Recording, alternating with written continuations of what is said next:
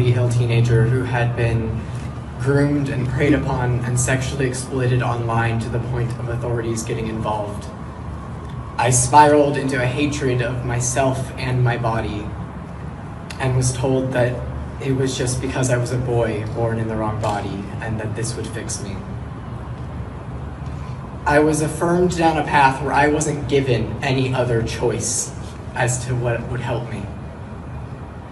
The very first medical intervention I ever had was a double mastectomy at 16. And then a few months later, I was put on testosterone.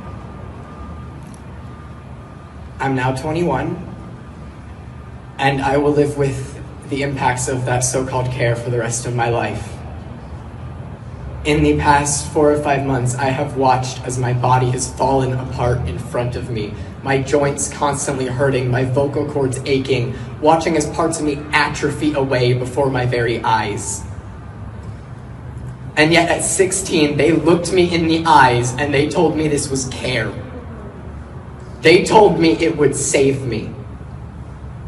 Despite the fact I was never suicidal, my parents were baited with the idea of, would you rather have a dead daughter or a living son?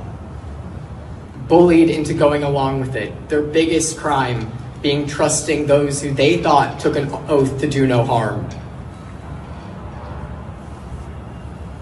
It's not about hate detransitioning, it never has been.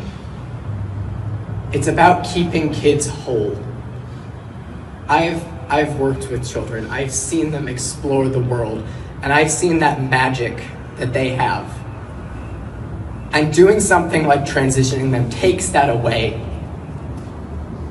How can you look me in the eyes and tell me that a child can consent to being chained to an experimental medical industry before they're even old enough to drive or understand the impacts of what that means in the first place?